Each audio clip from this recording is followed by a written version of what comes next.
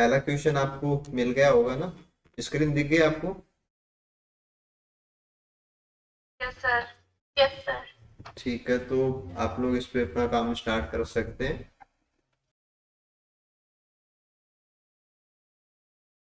मैंने मैंने जब फर्स्ट सोचा था मैंने सीधा डी एलिमिनेट किया था मगर डी तो शायद नहीं होगा। हाइड्रोजन बॉन्ड तो इंक्रीज नहीं होंगे फोल्डेड प्रोटीन को अगर हम माइल्ड एसिडिफिकेशन में डालेंगे। तो एक तो ओनली सी का था और एक एम सी आया था। हम्म। देखो देखो, आप ये चेक करने की कोशिश करो कि a folded protein in aqueous solution, है ना? कोई एक्वस सॉल्यूशन में है, जैसे आपने कोई भी सॉल्यूशन ले लिया, उसमें कोई फोल्डेड प्रोटीन पड़ी हुई है ना,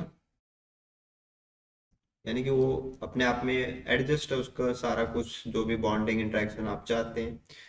फिर आपने क्या किया, सब्जेक्टेड टू माइल्ड एसिडिफिकेशन, यानी कि आप पीएच को क्या कर रहे हो, लो कर रहे हो। तो ऐसा कुछ सिस्टम है कि कोई प्रोटीन आपने पानी में ले रखी है, सब कुछ उसका कंफर्मेशन वगैरह नॉर्मल था, फिर आपने उसका पीएच है ना वो डाउन किया। तो पीएच को डाउन करने पे क्या होगा वो आप सोचो, फिर आप ऑप्शन पे जाना। तो आप इमीडिएट क्या सोचते हो, आपने पीएच कम की तो उससे क्या फर्क पड़ेगा, बताओ जरा।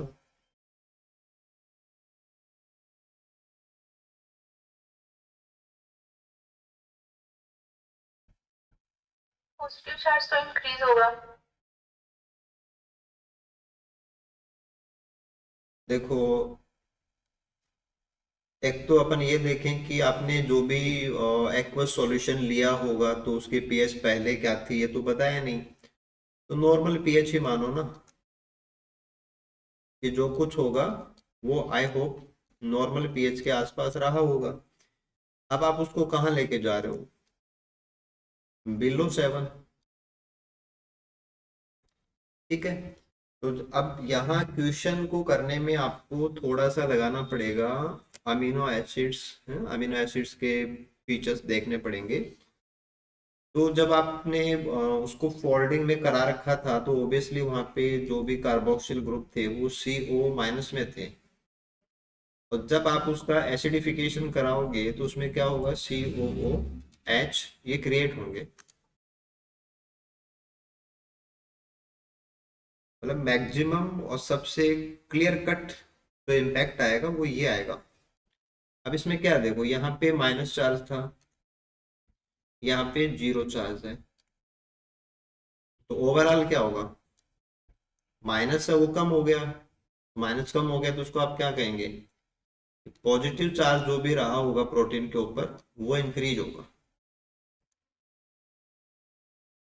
क्योंकि जितने भी माइनस थे वो जीरो में कन्वर्ट होंगे।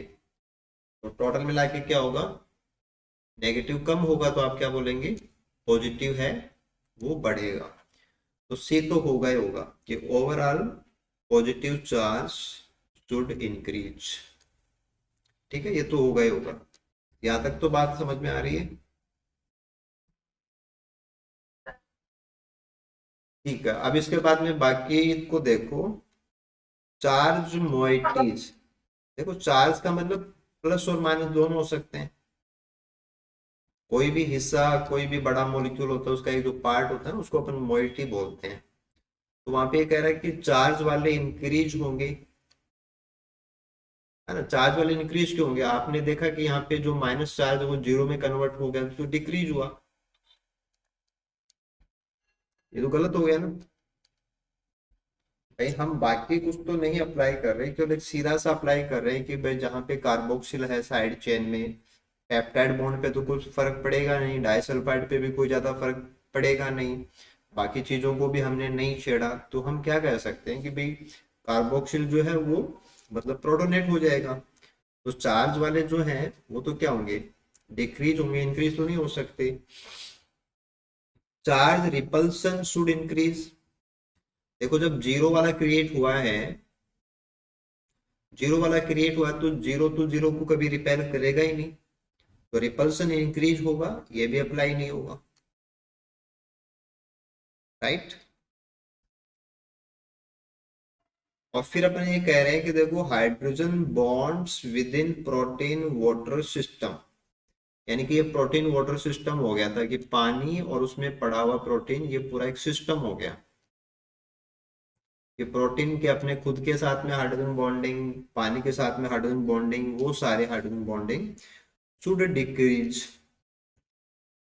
देखो डिक्रीज इसको आप इसलिए नहीं कह सकते क्योंकि हाइड्रोजन बॉन्डिंग जब भी आप पढ़ते हो तो उसमें आपको ये लेना होता है कि जब भी कोई नया हाइड्रोजन बॉन्ड बनता है, जब भी कोई नया हाइड्रोजन बॉन्ड बनता है तो हाइड्रोजन बॉन्ड तो उन्हीं के बीच में बनेगा ना, जो आपके इलेक्ट्रो नेगेटिव एटम्स हैं उसके बीच में हाइड्रोजन की शेयरिंग होती है। तो नया हाइड्रोजन बॉन्ड तभी बनता है जब कोई ओल्ड हाइड्रोजन बॉन्ड है वो टूटता है। जैसे आपने कहा कि भी प्रोटीन का एक पार्ट प्रोटीन के दूसरे पार्ट से हाइड्रोजन बॉन्डिंग से जुड़े, तो डेफिनेटली वहां पे प्रोटीन का पहला पार्ट पानी के साथ में जुड़ा हुआ था, तो पानी वाला कनेक्शन टूटता है और नया वाला बनता है।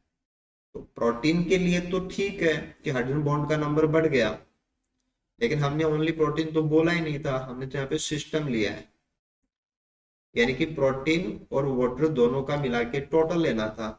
तो टोटल में तो क्या है कि पुराने टूटेंगे नए बनेंगे, तो ऑलमोस्ट क्या है लगभग सेम ही रहेगा, तो इस पे ज्यादा कोई फर्क है वो नहीं पड़ सकता, तो हम इसको भी अप्लाई नहीं करेंगे।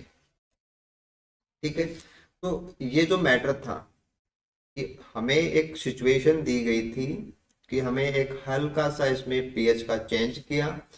पीएच का चेंज करते सबसे इम्पोर्टेंट जो चीज होती है वो आपको पता होना चाहिए कि बैकबोन पे तो कोई फर्क पड़ेगा नहीं, केवल साइड चेन के ऊपर पड़ेगा, और साइड चेन में भी जो कार्बोक्सिल है उनके ऊपर पड़ना है, और वहां क्या है चार्ज माइनस से जीरो में जाएगा। तो उसके अकॉर्डिंग फिर आपको ये सारे के सारे क्या थे अप्लाई करने थे। तो आई थिंक आप इस बात को समझ पा रहे हैं।